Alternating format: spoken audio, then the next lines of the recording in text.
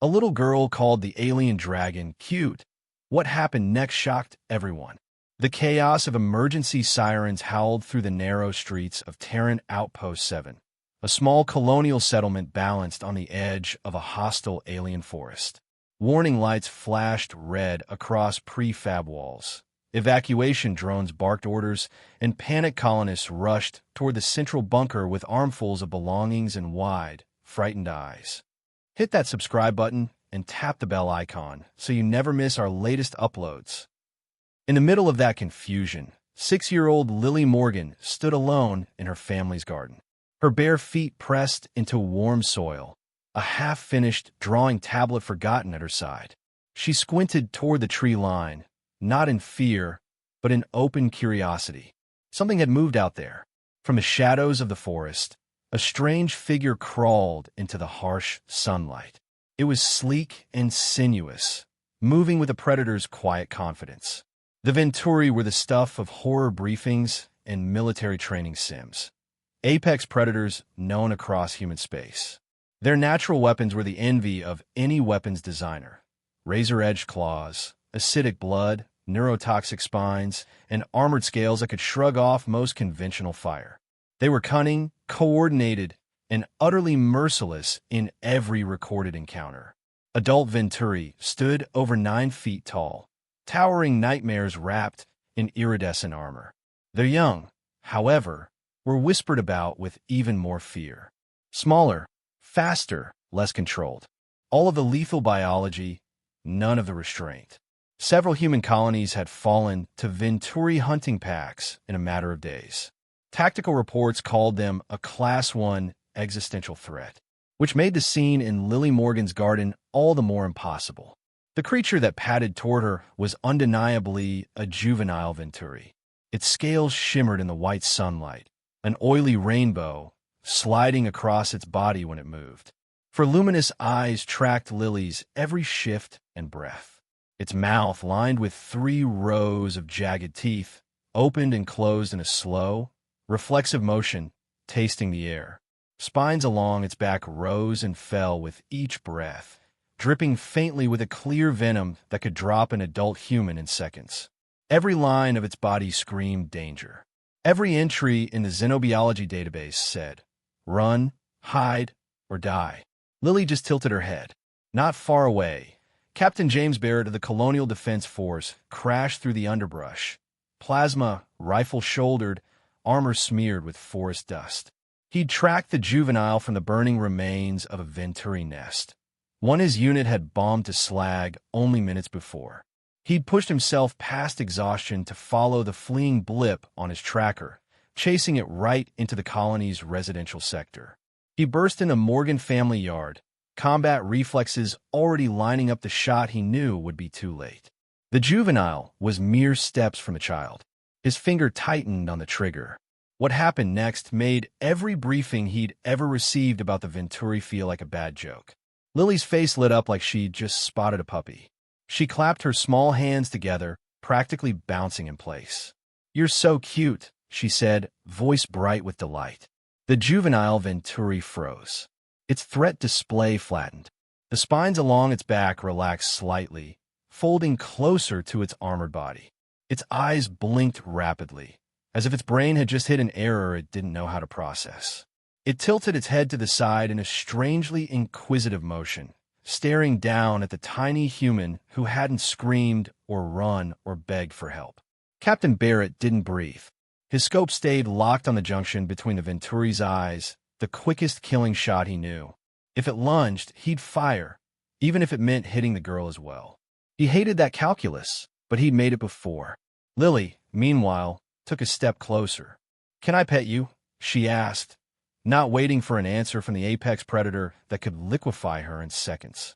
Her little hand stretched up toward its scaled head. Barrett's muscles screamed at him to move, to snatch her away or fire or do anything. But he also knew enough xenobiology to realize any sudden movement could trigger an instant, lethal reaction. If he bolted now, the Venturi might strike before he could even pull the trigger. So he stayed frozen as Lily's fingers brushed warm, armored scales. The Venturi made a sound Barrett had never heard before. It was a deep, low vibration, a rumbling purr that seemed to hum through the air and into Lily's fingertips. Its eyes half closed as she gently stroked the ridge between them, her small palm sliding over hardened plates designed to deflect weapons fire. "I'm going to call you Sparkles," Lily announced with absolute certainty, "because your scales are so pretty and sparkly." And just like that, as simple as naming a stuffed toy, something impossible shifted. A bond formed between a human child and a creature designed by evolution to be the perfect killing machine. A bond that would later alter diplomatic relations across the galaxy and challenge every assumption humans had about the Venturi. Barrett's backup arrived seconds later, boots pounding, rifles raised, and then simply stopping. Grown adults in combat armor stared, stunned, at the sight of a deadly alien dragon coiled protectively around a little girl who giggled as she scratched beneath its iriges. None of the adults believed what they were seeing. Dr. Elena Reyes, the colony's chief xenobiologist, was called from the bunker with urgent, almost hysterical comms. She arrived with a portable scanner, several drones, and the wary posture of someone expecting to see a mauling in progress. Instead, she found Lily sitting cross-legged in the grass, calmly leaning back against the juvenile Venturi's flank as if it were a living couch. The creature had curled itself around her in a loose circle, spines angled outward, forming a living barrier between the child and the ring of armed soldiers. "Lily, sweetheart," Dr. Reyes said, forcing her voice to remain steady over the open channel. "I need you to very slowly stand up and come toward me, okay?" The Venturi's head snapped up, spine shot to full extension with a soft, dangerous hiss. A low growl vibrated through its chest, and its claws flexed against the dirt. Lily patted its side without a hint of fear. "Sparkles doesn't like that idea," she announced. "He's scared of all the guns." Dr. Reyes flicked her eyes toward Barrett and the gathered security team. "The creature is displaying protective behavior," she whispered over the private channel. "It's guarding her. Should we tranquilize it?" Barrett murmured back, never lowering his rifle. "If it snaps." "I'm not sure that would be wise," Reyes interrupted. "We don't fully understand its biochemistry, and if the dose is wrong or it feels cornered," she let the rest hang. Everyone could picture the result. Venom, claws, acid, a shredded child before anyone could react. "Mommy, Daddy," Lily waved excitedly. Thomas and Sarah Morgan, frantic and pale, shoved through the line of soldiers. Sarah broke into a run on pure instinct the second she saw her daughter alive. "Don't move," Barrett snapped, but the command came too late. The Venturi surged to its feet, still only about 4 feet tall in its juvenile stage, but radiating lethal power. It planted itself between Lily and the charging adult, spines fully flared, mouth open in a warning hiss. "No, Sparkles," Lily said firmly, one small hand pressing against its scaled side. "That's my mommy. She's nice." The alien spines drooped a fraction. It glanced down at Lily, then back at Sarah, muscles loosened by small degrees, but it kept its body between the two, eyes tracking every step. "Please, ma'am," Dr. Reyes called out, heart pounding. "Move very slowly." Tears streamed down Sarah's face as she obeyed, inching forward. The Venturi stared at her with unnerving focus, making that low rumbling sound again when Lily patted its flank reassuringly. "See?" Lily said, as if explaining something obvious to a stubborn pet. "I told you." "Nice." Sarah finally reached her daughter and dropped to her knees. Every instinct screamed at her to grab Lily and yank her away from the living weapon beside her, but she forced herself to move with painful care. She slipped her arms around her daughter and pulled her into a trembling hug. The Venturi did nothing. If anything, it tilted its head, watching with keen curiosity. "Lily," Sarah whispered into her daughter's hair. "We need to go now, okay?" Lily pulled back, shaking her head. "I can't leave Sparkles. He's all alone. His mommy and daddy are gone." Dr. Reyes stepped closer, curiosity momentarily overriding fear. "Lily, how do you know that?" "He told me," Lily said simply. "Not with words, but I know." She tapped her temple with one finger. "In here." Reyes' scientific mind lit up like a star. Lily, can you ask Sparkle something for me? The girl nodded solemnly. Ask him if he's hungry. Lily turned, locking eyes with the Venturi. She didn't speak, just stared with childlike intensity. After a moment, she looked back at the adults. He wants meat, she said. Raw meat. And he's thirsty. Barrett swallowed. Doctor, are you telling me this child has some kind of psychic connection with a Venturi? I'm not telling you anything yet, Dr. Reyes replied, though her voice trembled with excitement. But I'm absolutely proposing we investigate it under controlled conditions. That was the problem, of course. Control. The first plan was simple. Separate Lily and the juvenile long enough to secure the creature in a reinforced cage, then observe them from behind layers of glass and steel. Reality refused to cooperate. He won't go in the cage, Lily said patiently, as if explaining something to someone very slow. But he'll follow me. And that was how the most feared juvenile predator in the sector walked docilely behind a 6-year-old girl, her parents, and a ring of jittery soldiers with safeties half off. Sparkles padded a few meters back, close enough to protect, far enough to avoid triggering immediate panic, his luminous eyes always fixed on Lily. At the colony's research facility, Dr. Reyes oversaw the setup of an observation room with reinforced transparent walls and multiple fail-safe systems. Inside, they put cushions, picture books, and toys for Lily, along with a dispenser for raw, synthesized protein and water for Sparkles. We'll need to run some tests, Reyes told Thomas and Sarah Morgan gently. Nothing invasive for Lily, I promise. We just need to understand what's happening. And if that thing turns on her, Thomas began. Reyes nodded toward the corners of the observation chamber, where armed security personnel kept steady watch through armored glass, weapons tuned specifically to breach Venturi armor. We're taking every precaution. Inside the room, Lily seemed oblivious to the tension. She sat with her back against Sparkle's flank, reading a picture book and occasionally turning it so the juvenile Venturi could see the pages. Look, Sparkles, she said proudly, pointing to a bright blue and green sphere. This is Earth. That's where my grandma and grandpa live. It's really far away. Sparkles chirped softly, nudging the illustration with his snout. Dr. Reyes activated the room's comm system. Lily, can you ask Sparkle some questions for me? Okay, Lily said, flipping the book closed and giving the alien her full attention. Ask him where he came from, Reyes said, fingers ready over her tablet to record every word of this impossible sci-fi encounter. Lily stared into Sparkle's eyes again. The alien's pupils narrowed, then widened, spines flattening with a strange calm. He came from the big forest, Lily reported. His nest was there with his brothers and sisters, but then loud things came and hurt everyone. He ran away and hid. He was scared and alone until he found me. Sarah Morgan covered her mouth, eyes shining with horror. The military operation, she whispered. The one that cleared the nest. We had no choice, Barrett said stiffly. Venturi hunting parties destroyed 3 colonies in this sector. We were ordered to take out any nest we found. They're a Class 1 threat. Yes, Dr. Reyes said softly, eyes still on the child, and the alien curled around her. And yet this juvenile is displaying behavior we've never documented. Protective instincts toward a human. Emotional bonding. It's almost as if what? Governor Chin asked later in the briefing room, watching hollow footage of Lily scratching Sparkles under the chin as if he were just a very fancy dragon. As if there's been a fundamental misunderstanding between our species, Reyes finished.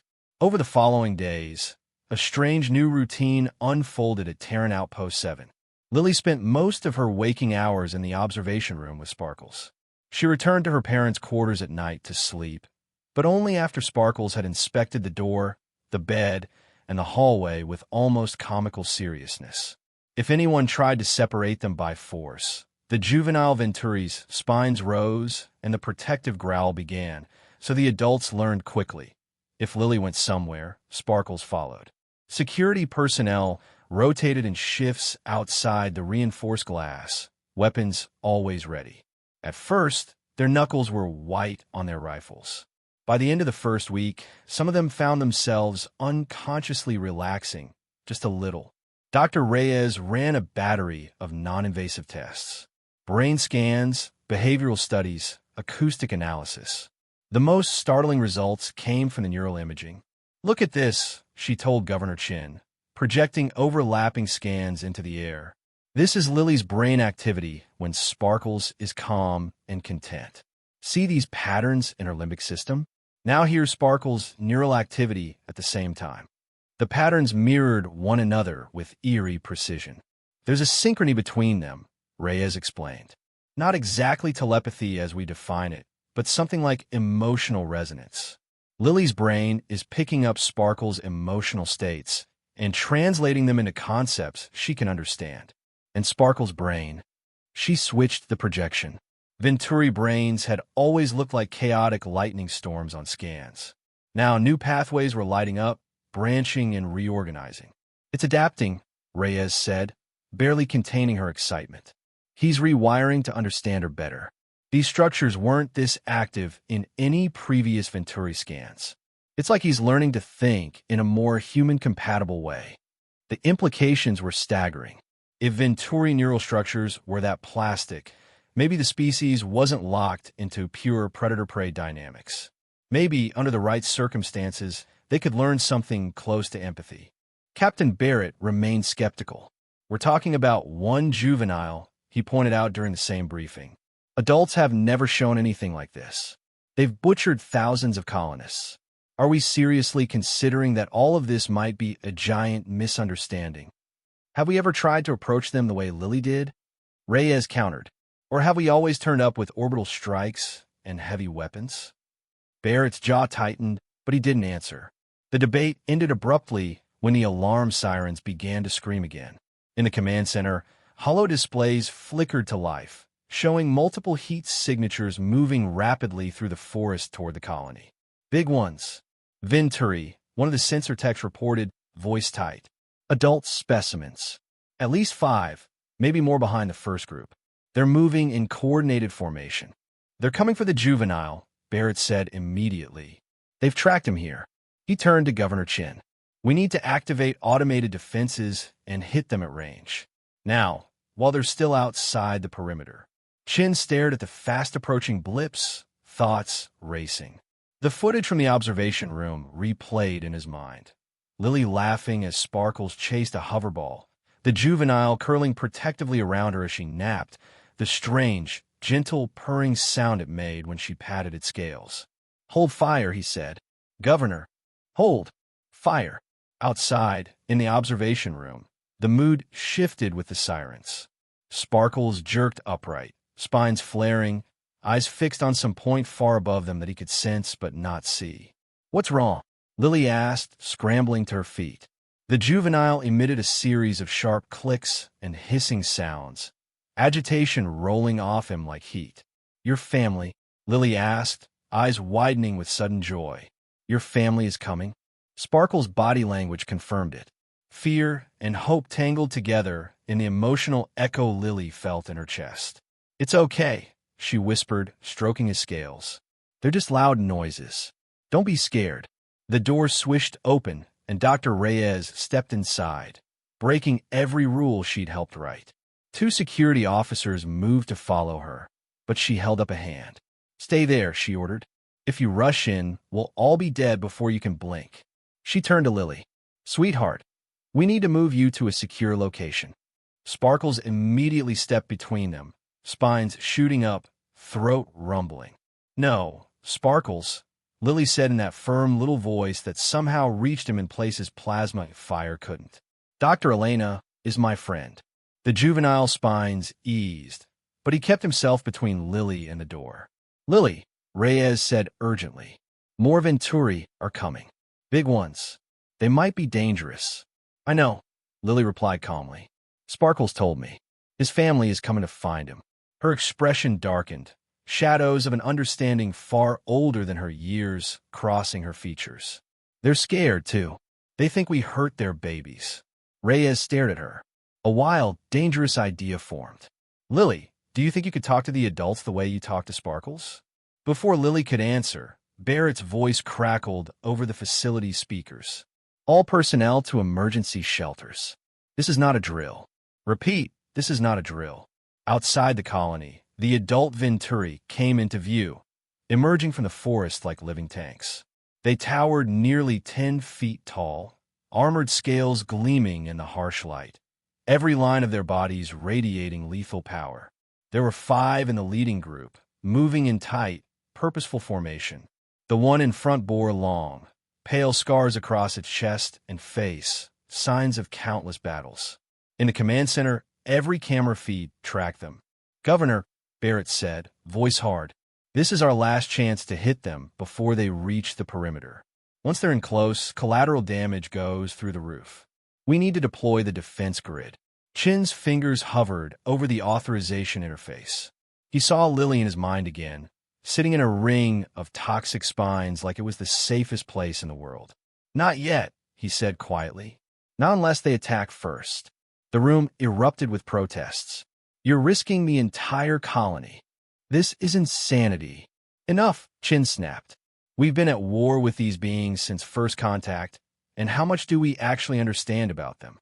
We have one undeniable piece of evidence that they're capable of something besides slaughter.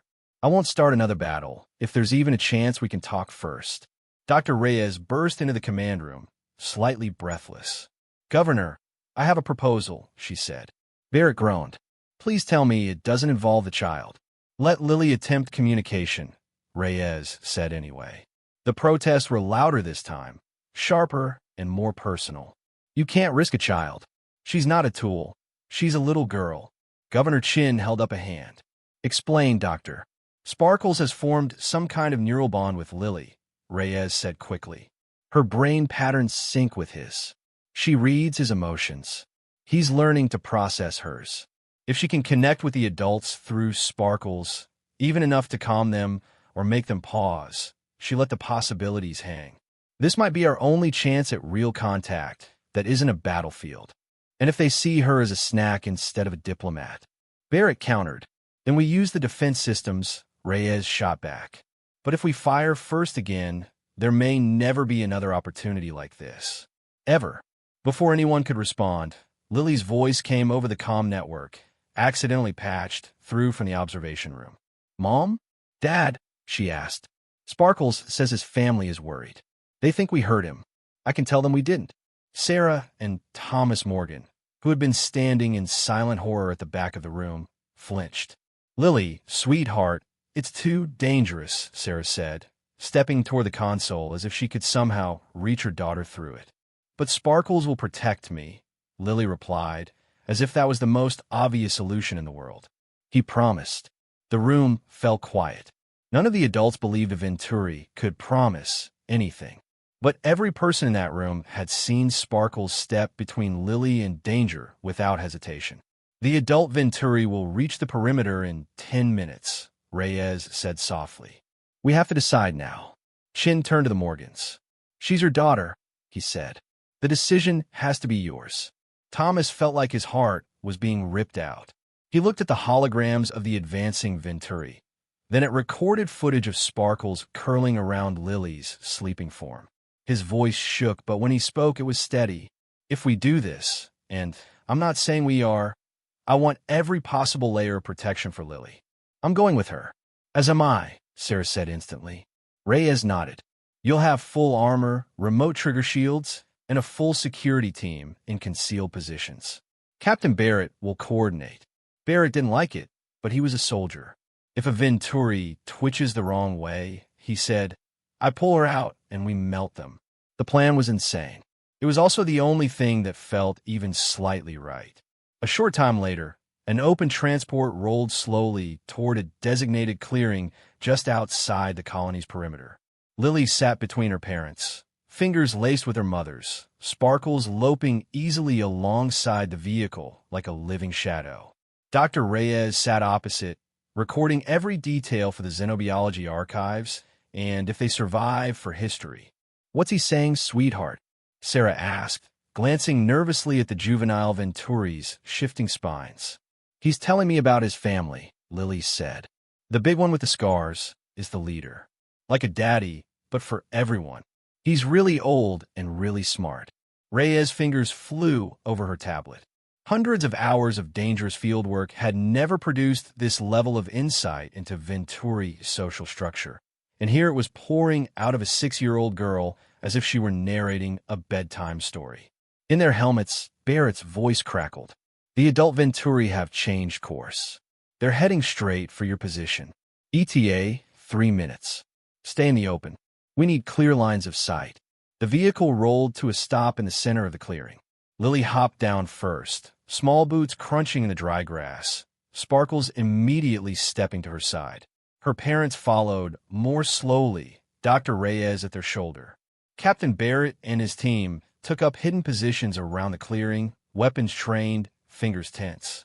One wrong move, and history would end in a blaze of plasma fire. The forest edge rustled. The adult Venturi emerged. They were even more terrifying up close. Muscles rippled under gleaming, iridescent armor. Their 4 eyes scanned everything at once. Claws dug effortlessly into the earth with each step. The scarred leader stopped at the edge of the clearing, towering over the humans. It made a series of clicks, growls, and metallic tones that vibrated in everyone's chest. Sparkles answered, pressing closer to Lily as he vocalized in the same strange language. "What's happening?" Reyes whispered. "They're talking," Lily said simply. "The big one is angry because he thinks we stole Sparkles. Sparkles is telling him I'm his friend." The scarred leader's attention shifted fully to Lily. It took one heavy step forward, the ground trembling slightly with the impact. Thomas automatically stepped in front of his daughter. Sparkles hissed, spines flaring. In a heartbeat, he was between Lily and her father, warning Thomas back from his own child. "It's okay, Daddy," Lily said, touching Sparkles' side. "He's just confused. He's trying to protect both of us." She turned to the juvenile Venturi. "It's okay, Sparkles. That's my daddy, remember?" The alien relaxed, stepping aside just enough for Thomas to see his daughter again. The adults watched, stunned at how easily this child navigated instincts that could have shredded them all. The scarred leader watched the entire exchange with unsettling intensity. Then it made a series of long, layered sounds like metal and stone singing together. "He wants to know how I can talk to Sparkles," Lily translated. "He says humans don't talk. They just shoot." Reyes swallowed. "Tell him we want to talk now," she said. "Tell him we want to understand." Lily nodded, turning to the towering Venturi leader. This time she didn't speak aloud. She simply focused, opening herself to the wash of alien emotion and letting her own feelings flow back along the strange bond she shared with Sparkles and, through him, with the leader. The reaction was instant. The scarred Venturi reared back, spines flaring to full, terrifying height, a sound like ripping metal tearing from its throat. "Hostile action!" Barrett shouted in everyone's ear. "Weapons hot, preparing to engage." "No!" Lily cried, spinning toward the tree line, though she couldn't see the hidden soldiers. "He's not angry, he's just surprised." Sparkles darted forward, chattering in a rapid-fire pattern of clicks and chirps at the leader. The 2 aliens locked eyes, spines shifting, vocalizations overlapping in a strange, echoing duet. After a long, held breath, the leader's display lowered fractionally. "Sparkles told him I can hear them," Lily said, heart pounding. The big one didn't think that was possible. Reyes seized the moment. "Lily, ask him something important. Ask why they attacked our other colonies." Lily frowned, focusing on the scarred Venturi. She let the question form in her mind. "Why did you kill so many of us?" Emotions crashed over her. Rage, fear, grief that felt like a physical wound. She swayed slightly, and Sparkles pressed against her leg to steady her. "He says they didn't attack first," she said finally, voice tight. "He says humans came to their nesting grounds with loud machines that hurt their eggs. They were protecting their babies." The implication hit Dr. Reyes like a punch. The first Venturi attacks had all followed heavy mining operations. Massive drills, seismic charges, deep crust extraction. To humans, they were just noisy tools. To Venturi, "We were tearing up their nurseries," she whispered. "We attacked their children first." The scarred leader spoke again, softer now. "He wants to know if I'll come with them. Lily said, very small in the shadow of the giants. He wants to learn how I can hear them. Absolutely not, Thomas said instantly, every muscle in his body going rigid. Sparkles pressed closer to Lily, making a low, uneasy sound. He wants to stay with me, Lily said, patting his side. But he misses his family too. Reyes' mind raced. Lily, ask the leader if Sparkles can stay with us for a while. Tell him some of their elders can come visit and teach us about their ways. We'll keep Sparkles safe. He'll be like a bridge between us. Lily relayed the idea as best she could, letting the picture of it form in her mind. Sparkles in the colony, Venturi elders walking the streets, humans and dragons talking instead of killing. The leader went very still. After a long pause, it made a single deep, resonant sound that rolled across the clearing. He says yes, Lily whispered, eyes shining. But only if they know Sparkles is safe. And just like that, standing in a sunlit clearing between a human colony and an alien forest, under the careful aim of hidden rifles and the watchful eyes of predators, the strangest diplomatic arrangement in human history began. With a little girl, a deadly dragon baby she dared to call cute, and a promise that neither side would break. The clearing remained silent, except for the soft hum of distant defense systems waiting on standby and the low, rhythmic breathing of the Venturi leader. The tension radiating through the air felt almost physical, like an invisible cord stretched dangerously tight. Sparkles stood beside Lily, his body pressed against her leg in a stance that was both protective and reverent. Lily kept her eyes raised toward the towering Venturi leader, the sunlight glinting off her hair as she tried to catch every nuance of the emotions swirling between them. Sparkles' steady presence grounded her, his confidence bleeding into her awareness, as though lending her strength one heartbeat at a time. The adults watched with barely controlled panic, none daring to interfere. Every shift of Venturi's spines made fingers tighten on rifles. Every step Lily took made Captain Barrett's breath catch in his throat. Sparkles' earlier warnings still echoed in Barrett's mind. Protective instincts so strong they could snap from calm to lethal in an instant. Yet, here Lily stood, small and unarmored, facing creatures humanity had feared for decades. Her parents held each other's hands so tightly that Sarah's knuckles had gone white. Thomas kept his eyes locked on Lily, torn between overwhelming pride and the raw terror of what might happen if even one Venturi misread her movements. Lily took a small step forward, Sparkles matching her precisely, and the scarred leader lowered its head until they were nearly face to face. The alien's breath washed over her, warm and metallic, carrying the scent of minerals and ozone. Lily didn't flinch. Governor Chun watched from the portable command display, his heart pounding as the sensors tracked Lily's vitals rising and falling in perfect synchronicity with Sparkles. The neural resonance Dr. Reyes described was no longer theoretical. It was unfolding right before their eyes. Lily's voice came out soft but steady. Sparkles says you're scared, she whispered, her words not meant for humans so much as the giant creature inches from her. He says you're worried we hurt your babies. The leader's spines shifted, rising and falling like breath. A low vibrational sound reverberated through the clearing. Lily closed her eyes for a moment, letting the waves of emotion wash over her. Her breathing slowed as she tried to translate feelings that weren't human. Sharp impressions, flashes of instinct, echoes of protective fear. You're angry, she murmured, but not because you want to fight. You're angry because you don't understand why humans hurt your nests. Barrett looked at Dr. Reyes sharply, but the scientist's attention remained locked on Lily, her mind racing to absorb every detail. Venturi didn't fight for territory or dominance the way humanity had assumed. They fought for survival of their young. Lily stepped closer. Sparkles followed, still pressed protectively to her side, his own spines half lowered in a gesture of calm submission humans had never seen before. The leader studied Lily with all four eyes, the metallic sheen of his scales rippling like living storm clouds. The alien leaned forward, touching its forehead lightly to Lily's, mirroring the greeting she'd exchanged with Sparkles countless times. The adults held their breath. Lily's eyes fluttered shut as a wave of emotion slammed into her. Fierce love, fear sharpened by memory, grief carved deep in a bone, anger smoldering beneath everything.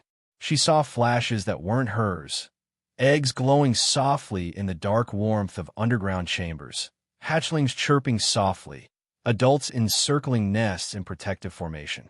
Then explosions, fire, tremors shaking the ground, the agonized cries of a clutch being torn apart before it could defend itself. Lily inhaled shakily. "They thought we did it on purpose," she whispered. "They thought humans came to destroy their families." Reyes swallowed hard, guilt settling like a stone in her stomach. Barrett remained rigid, but his eyes flickered with something that wasn't quite defiance. Maybe regret, maybe realization. "We didn't know," Lily continued softly. "We didn't understand." Her emotions tangled with Sparkles, creating a bridge that let her thoughts echo through him to the leader. For the first time, humans weren't speaking at the Venturi. They were speaking with them. The leader pulled back slightly, spines lowering to a neutral position. The vibrations in his chest softened from warning to contemplation, a shift so subtle that only Lily and Sparkles truly felt it, but humans could see the visible signs of hesitation replacing aggression. Sparkles made a soft, rolling chirp, a sound Lily recognized as reassurance. The leader responded with a deeper version of the same sound. The exchange felt almost familial. Dr. Reyes stared, stunned. "They're communicating like pack members," she breathed. It's astonishing. Lily isn't just bonded with Sparkles. She's bridging the entire clutch." Lily took another deep breath, focusing on the images that flowed through her. The leader's earlier question still lingered in her mind. "Come with us. Learn from us. Show us how you hear us." She looked up at him. "You want me to go with you," she said quietly, "so you can understand how Sparkles and I talk?" Her father immediately shook his head. "Absolutely not," Thomas said, stepping forward. "She's staying with us." Sparkles tensed, misunderstanding the protective movement, and Barrett whispered a sharp warning through the comm for Thomas to stop. The leader's spines rose again, not in attack, but in attention. Lily placed her hand gently on Sparkles' side, silently telling him it was okay. Then she turned back to her parents. "I won't go far," she said. "I won't go anywhere they don't allow humans. But Sparkles says they want to learn too." Sarah shook her head, tears welling up. "Sweetheart, they're enormous. They're dangerous. They're scared," Lily interrupted softly. "Just like you were scared." Something shifted at that moment. A small, fragile understanding bridging two worlds. Reyes stepped closer to Lily's parents, speaking gently. "She doesn't need to go with them now. That's not what we're negotiating. But we do need to give them reassurance. If we don't, they might take Sparkles back by force. And if that happens," she didn't finish. She didn't need to. Barrett's jaw clenched. "We need a compromise," Reyes continued. "We could propose supervised meetings. Venturi elders could visit the colony. We offer transparency. No tricks. No traps. Just communication." Lily nodded as Sparkles transmitted the idea to the leader. The giant Venturi stilled, processing the concept. A low, resonant tone rolled through the air. Agreement. "He says yes," Lily said, relief softening her shoulders. "But only if Sparkles stays with me. They want to make sure he's safe." Sparkles pressed his snout against Lily's cheek, purring softly. Barrett finally exhaled the breath he'd been holding. Governor Chun's voice crackled through the comm. "Proceed," he said. "No weapons. No sudden moves. Let the diplomatic negotiations begin." With one unified gesture, the 5 adult Venturi crouched low, lowering their spines and bowing their massive heads toward Lily. It wasn't submission. It was something deeper, recognition. Lily reached out and gently placed her small hands against the leader's snout. Sparkles mirrored the gesture, completing the symbolic circle of connection. The clearing, once thick with fear, felt suddenly lighter, as if the world itself had taken a cautious breath. The adults rose and stepped back into the shadowed forest. Sparkles remained with Lily. The beginning of the first human Venturi diplomatic agreement began not in a war room, but in a quiet clearing beneath alien trees, watched over by a little girl who had dared to call a deadly dragon baby cute. Over the next weeks, the colony buzzed with the shock and wonder of what Lily had achieved. The Venturi elders began their visits. Sparkles slept curled at Lily's bedroom door every night. Scientists worked day and night to document what was happening. And slowly, fear shifted into curiosity. Curiosity shifted into cautious hope. For the first time in human history, peace felt like more than a fantasy. It felt possible. It felt real. And it all began with Lily Morgan, a child whose heart had bridged the gulf between species without ever meaning to. Sparkles grew larger each passing month, his loyalty to Lily unwavering. Adults learned to approach him without fear. Children whispered excitedly whenever he padded by, though only Lily seemed to understand him completely. The interspecies council started forming. The colony expanded cooperative zones. Venturi shared knowledge about the forest. Humans shared medical advancements. Two worlds were learning to braid their futures together. But even in the glow of hope, challenges waited. Not everyone trusted peace. Not every clutch understood humans. And a threat neither species could predict was already growing outside the borders of Terran Outpost 7. But that would come later. For now, Lily sat beside Sparkles in the warm afternoon light, reading him a picture book and laughing each time he nudged the pages with his snout. For now, peace lived in the rhythm of a little girl's heartbeat and the soft purr of a creature once feared as a monster.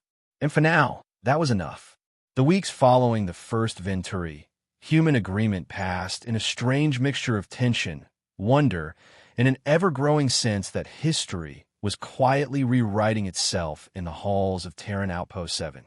Sparkles had grown noticeably taller, his forelimbs lengthening, his iridescent scales deepening from pale rainbow shimmer into the richer hues that marked his maturing age. He no longer resembled the small, frightened creature Lily had met in her family garden.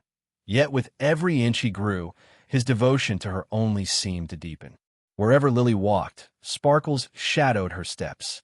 If Lily laughed, Sparkles' chest rumbled in a low purr.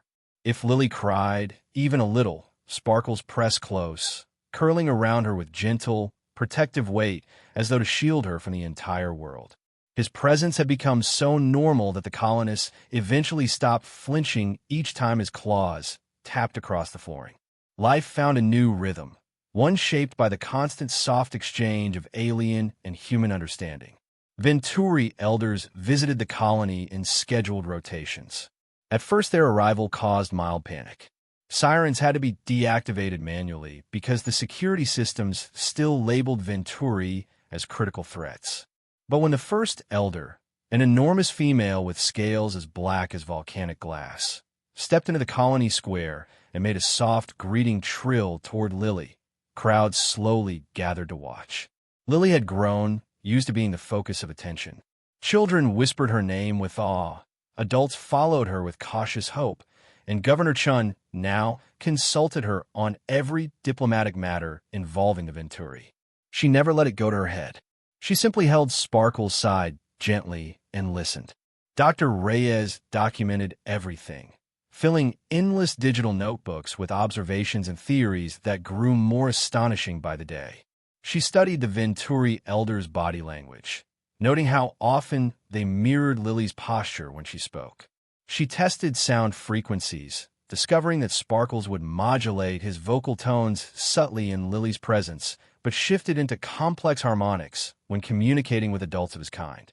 What fascinated her most was the way Lily could walk into a tense room full of humans and Venturi and somehow soften the atmosphere without saying a word. It was more than empathy. It was a kind of emotional translation, a resonance that carried across species boundaries like a gentle chord played on two different instruments. Sparkles himself acted as an interpreter, though not in the way humans expected. He didn't translate words. He translated intent. Whenever a Venturi elder hesitated or bristled or struggled to express something, he would lower his head to Lily's shoulder, brushing against her lightly. Lily would blink slowly, letting the wave of emotion settle inside her, and then explain the meaning in simple language that even the youngest colonists could follow. "He's not angry," she might say. "He's remembering something scary." Or, "She wants us to understand that this tree is sacred to her clutch because hatchlings sleep under its roots when storms come." It was the kind of knowledge humanity could never have uncovered through scanning or study, only through connection. But as understanding grew, so did whispers of resistance. Not everyone in the colony was ready to embrace peace. Some colonists had lost friends or family in early Venturi attacks and could not forgive. Some believed the Venturi elders' calm behavior was a deception, a manipulation to lower humanity's guard before launching a coordinated strike. A small but vocal group began to gather in secret meetings, muttering about alien influence, cultural contamination, and dangerous bonds. Sparkles sensed their fear, even when he couldn't fully interpret their intentions. He often stood rigid during public gatherings, spines shifting restlessly when suspicious colonists drew near. Lily reassured him constantly, pressing her hand to his flank and whispering that humans were learning. That fear was something they could work through. Still, unease grew like a quiet storm. One evening, Sparkles awoke from sleep beside Lily's bed with a sudden jerk. A deep growl rippled through his chest, low and warning. Lily opened her eyes instantly. Sparkle's emotions always tugged at her consciousness, even when she dreamed. "What's wrong?" she whispered. He rose to full height, scanning the shadows of the dim room with luminous eyes. He nudged her gently, urging her to stay back as he crept toward the window. His spines flickered with faint light, the pattern Lily recognized as fear mixed with alertness. She approached slowly, placing her hand on his side. Instantly, she felt it, something unfamiliar and sharp at the edge of his awareness. Not a Venturi, not a human either. Something else, something distant, something cold. Sparkles made a short, nervous click. Lily frowned. "What do you mean something is watching?" Sparkles pressed his forehead to hers, pushing a wave of unease through her mind. Images flickered, forest shadows trembling, strange scents on the wind, something large moving where no Venturi should be. Something outside their understanding. Lily swallowed and hugged Sparkles tightly. "We'll tell Dr. Reyes in the morning." But Sparkles kept watch the rest of the night, never closing his eyes. The next day, the colony sensors detected faint seismic shifts near the northern ridge. Nothing dangerous, according to the automated geological systems. Normal tectonic activity. But Sparkle's spines remained stiff with tension, and he refused to enter the schoolroom where children and juveniles trained together. The Venturi elders grew uneasy as well. They spoke among themselves in deep, gravelly harmonies Lily couldn't translate entirely. The air felt charged, like static before lightning. That afternoon, Governor Chun called an emergency meeting. Lily, Sparkles, Dr. Reyes, Captain Barrett, and the Venturi elders gathered in the newly constructed council hall, a circular chamber designed specifically to allow both species to stand comfortably. Lily sat cross-legged beside Sparkles, her small hand resting on his paw. He didn't relax. Governor Chun cleared his throat and projected sensor data onto the main display. "We've been detecting unusual activity along the northern ridge for 3 days," he said. "At first we assumed minor tectonic instability, but the patterns are too regular." He pointed at the repeating pulses on the screen. "Whatever's causing this, it's not natural." Barrett crossed his arms. "Could be Venturi movement underground." The scarred Venturi elder rumbled in deep denial. Lily touched her forehead lightly. "He says no Venturi is near the ridge. They avoid it. He says it's forbidden ground." Dr. Reyes' eyes widened. "Forbidden?" She looked at the elders. "Why forbidden?" The elder emitted a low harmonic that vibrated the walls. Lily closed her eyes to translate. "It's where something old sleeps," she whispered. The room fell silent. Sparkles pressed closer to Lily as a cold breath of fear brushed through him once again. Something ancient, something hidden beneath the land, something neither species fully understood. And for the first time since Sparkles had entered her life, Lily felt afraid for reasons she couldn't put into words. The council hall felt colder after Lily spoke, as if the word "something old sleeps" had pulled a draft from somewhere deep beneath the colony. Sparkles pressed closer, the low, uneasy rumble in his chest never fully settling. The scarred Venturi elder watched Lily with all four eyes, his spines twitching in small, restless movements that spoke of memories neither words nor simple images could easily convey. Dr. Reyes forced herself to breathe normally. "Governor, before we panic about ancient monsters, we need data," she said, though her voice shook slightly. "What the Venturi consider old might be geological, historical, or even mythological. We have to separate story from threat." Lily frowned thoughtfully, feeling the elder's emotions flicker through her mind. "It's not like a ghost story," she said slowly. "It's respect and fear, like how we feel about space.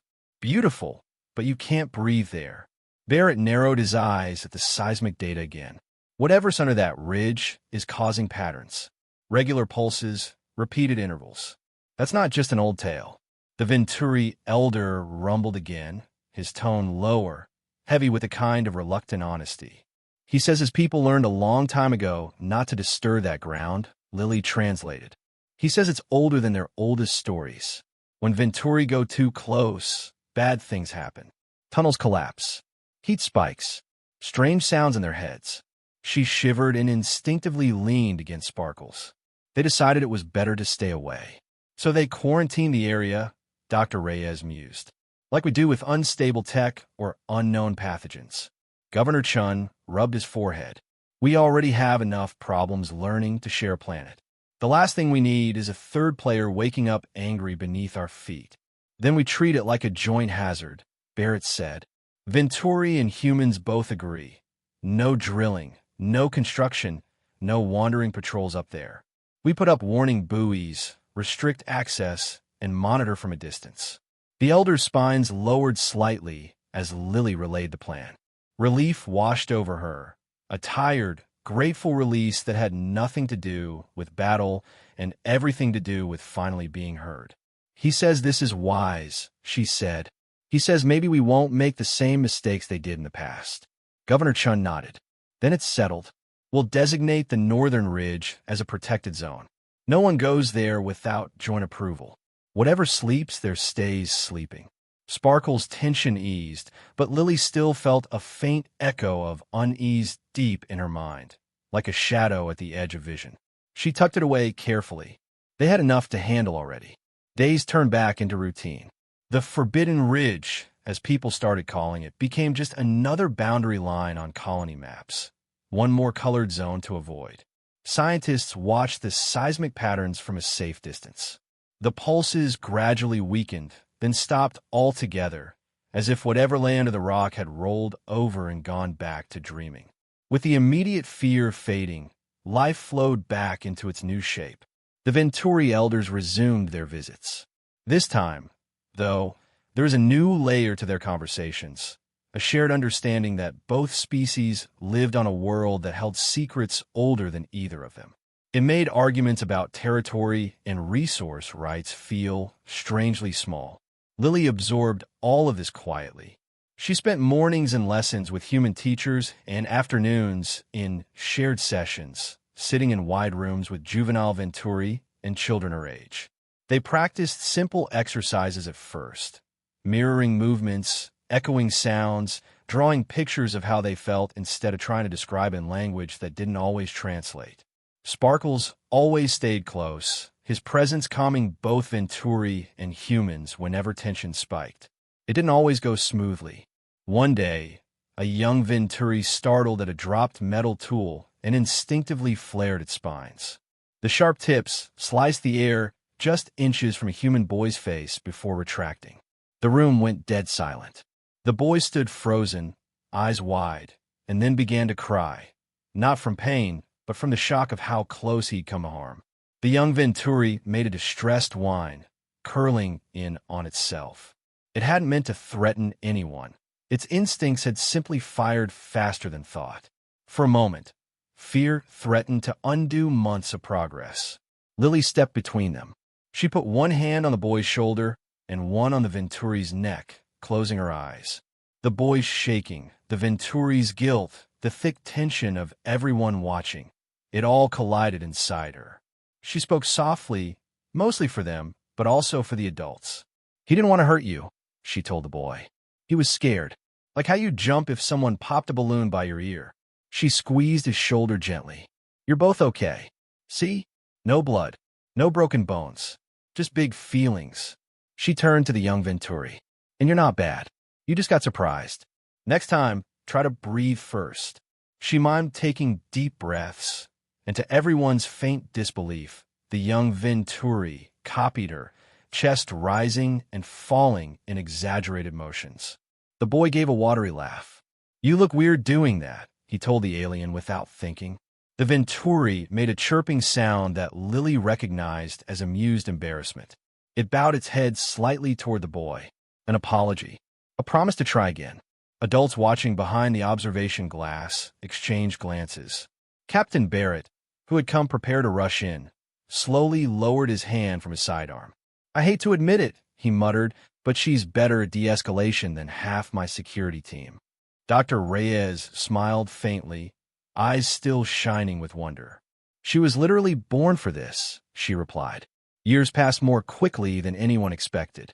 The first formal interspecies education center opened beside the colony's main square. Humans built the structure, but the design incorporated Venturi suggestions. Wide, curved hallways, high ceilings, and central gathering spaces with floors warm enough for Venturi comfort. Children grew up thinking of Sparkles and his kind not as monsters from horror files, but as classmates, neighbors, even honorary family. Lily and Sparkles became unofficial mascots of this new era. Whenever visiting officials came from other colonies or from Earth itself, it was Lily who stood at the airlock ramps with Sparkles patiently towering beside her, ready to demonstrate their bond. She didn't give speeches at first. She just greeted people with a shy smile and introduced Sparkles as if he were simply her oldest friend. That natural ease did more to soften hardened hearts than any polished diplomatic script could. On Lily's 10th birthday, Sparkles stood almost as tall as an adult human. His scales had shifted into a deep, metallic blue that caught the light in rolling waves. Children loved to run their hands gently along his side, always with Lily's permission, just to watch the colors ripple. Sparkles tolerated it with a patience that would have shocked any xenobiologist who'd only ever read old battle reports. Dr. Reyes continued her research, documenting the neurological changes in both Lily and Sparkles as they matured. "The bond appears to be permanent," she reported to the Xenobiological Institute. "Lily's limbic system has adapted to process Venturi emotional states almost as easily as her own. Sparkle's neural architecture shows new structures that don't match any adult Venturi scans from before their meeting. They are literally rewiring each other's understanding of reality."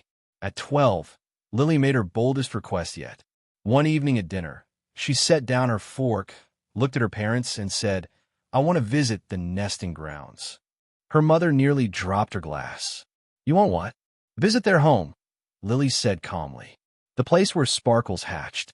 The place their babies grow. I've seen our world. I want to see theirs." Thomas frowned. "Lily, Venturi territory is dangerous." "Not to Sparkles," she countered. "And not to me, if I'm with him. They've invited us before, remember? They just didn't push because you were scared." Her parents exchanged a long look. They'd watched her navigate impossible situations, defuse tensions, and move through Venturi gatherings with the ease of someone walking through their own neighborhood. But the idea of their child descending into underground Venturi territory still filled them with an instinctive dread no number of treaties could completely erase. "Why is this so important to you?" Sarah asked softly. Lily glanced at Sparkles, who was finishing his specially formulated protein in the corner. He looked up at her, eyes glowing, and a wave of quiet encouragement washed through her. "Because if I'm going to really represent both sides," she said, "I need to understand both sides. Not just how they act when they visit us, how they live when they're just themselves." Sparkles says his people act differently in the nesting grounds. More honest, less careful. Her father sighed, rubbing the bridge of his nose. That sounds like diplomacy for grown-ups, Lily. I'll be a grown-up soon, she replied with a small, determined smile. And nobody else can do this like I can. You've said that yourselves. It was hard to argue with that. After weeks of planning, negotiations, and frustrated pacing on Captain Barrett's part, the trip was approved. A small delegation would go, Lily, her parents, Dr. Reyes, Barrett with a minimal security team, and of course Sparkles. The Venturi elders promised safe passage. In return, they asked only for respect and open minds. The day they departed, half the colony turned out to watch. Humans stood beside Venturi in the square, some holding handmade signs wishing Lily safe travels in both Terran script and Venturi pictographs. Governor Chun clasped Lily's shoulders. You don't have to prove anything, he told her. You've already changed more than most people do in a lifetime. I know, Lily said, but this isn't about proving. It's about listening. Sparkles rumbled in agreement. Together, they walked toward the waiting transport, stepping into the next chapter of a story that had started in a quiet garden with a tiny girl and a deadly dragon baby who had chosen not to kill her. The journey into Venturi territory felt like crossing into another reality. The familiar lines of human-built roads ended, giving way to paths shaped by claws instead of machines.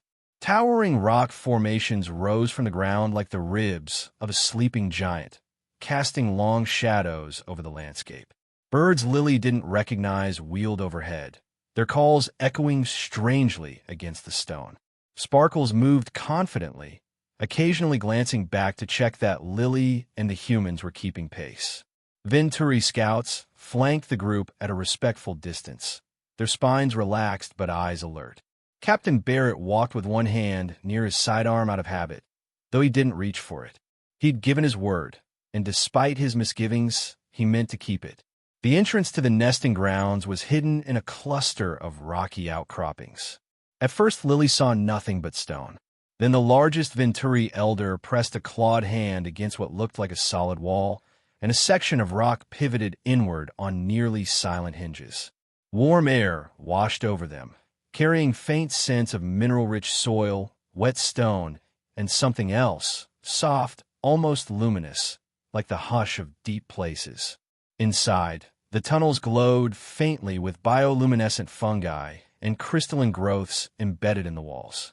The light reflected off Venturi scales, turning the procession into a shifting river of color. Lily walked close to Sparkles, her eyes wide, heart thrumming with excitement and a healthy flicker of fear. Her parents stayed just behind her, their hands occasionally brushing her shoulders like anchors. The further they descended, the warmer the air grew. The passage opened into a vast chamber that made everyone stop. It was beautiful. The nesting grounds were not the dark, slimy pits human horror files had imagined. Instead, they resembled a cathedral carved by time and patience. Smooth stone shelves lined the walls, each cradling softly glowing eggs. Shallow pools of heated water steamed gently in the center, warm currents maintaining ideal temperatures. Adult Venturi moved with careful, deliberate grace, tending to eggs and hatchlings with a tenderness that clashed violently with every human image of them as mindless predators. Lily felt Sparkle's pride swelling inside her like sunlight. "This is home," he told her in that half-wordless way of theirs. The scarred leader approached, inclining his massive head. He rumbled a greeting that echoed off the stone. Lily placed her hand on Sparkle's side and listened.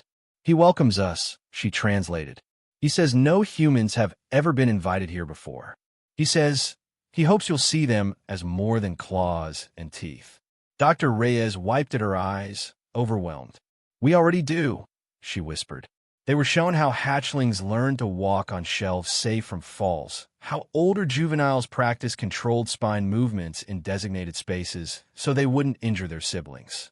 They saw an elder gently nudge a misbehaving youngling back toward its nest, the movement so reminiscent of a human parent hurting a toddler that Sarah found herself laughing through her nerves. Venturi culture unfolded in layers. Harmonic councils where issues were debated with song-like exchanges, shared hunts conducted with strict rules to avoid waste, quiet ceremonies honoring eggs that failed to hatch. Through it all, Lily listened, translated, and when necessary, asked questions no adult would have thought to ask. "Do you ever get scared?" she asked the Scarred leader once, when they stood beside a pool of gently steaming water. He tilted his head, surprised. Sparkles caught the emotional ripple and passed it on. "He says yes," Lily replied. "He says he was scared the day he saw you for the first time." Captain Barrett. Barrett blinked. "Me? I was the one holding the plasma rifle." Lily smiled faintly. "He says he had never seen a creature so fragile look so dangerous." That answer rippled through both of them, breaking some last barrier that had lingered between soldier and alien. Barrett found himself laughing, a short, incredulous sound.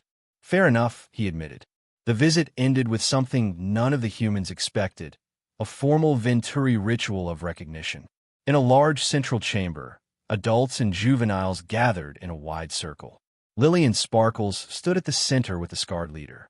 Low harmonics rolled through the air, building into a layered sound that thrummed in Lily's chest. The leader stepped forward and opened his hand. Resting in his palm was a small, luminescent scale, pulsing with gentle blue light. He extended it toward Lily. Sparkle's emotions surged, pride, awe, a fierce hope. "He is offering you the mark of the clutch," Sparkles conveyed. Lily swallowed. "What does it mean?" she whispered. Sparkles brushed his head against her shoulder.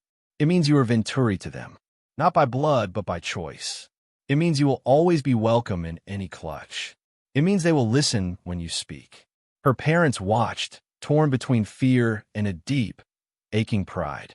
Dr. Reyes could scarcely breathe. The scientist in her wanted to catalog every second, while the human in her just wanted to witness it with her full attention. Lily stepped forward, holding out her arm. The leader placed the luminescent scale gently against her skin. There was no pain, just warmth and a faint tingling as the scale seemed to sink into her, fusing seamlessly. When he lifted his hand, a small patch of softly glowing blue remained on her forearm, pulsing in time with her heartbeat. The room hummed with approval. Lily gasped softly as her awareness expanded. She could feel Venturi emotions now, not just Sparkles, but a whole sea of impressions at the edge of her mind. Curiosity, respect, relief, a cautious love. "He says," Lily translated, voice barely louder than a breath, "that I am now Clutchkin, a bridge between us." Years later, that title would become official in human diplomatic databases. Clutchkin Ambassador Lily Morgan of Terran Outpost 7. But in that moment, it was simply a promise, a commitment written not in ink, but in shared biology. Time moved forward, as it always does. Treaties were signed. Mining operations moved out of Venturi nesting zones, guided by volunteered Venturi maps. Human medical teams helped treat a disease that had quietly plagued one Venturi clutch for generations.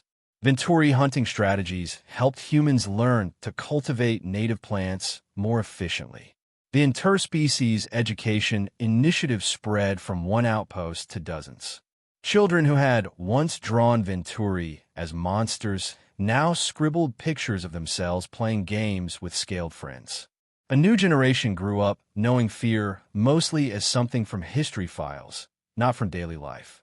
At 16, Lily stood taller, her features sharpened by adolescence, her gaze steadier.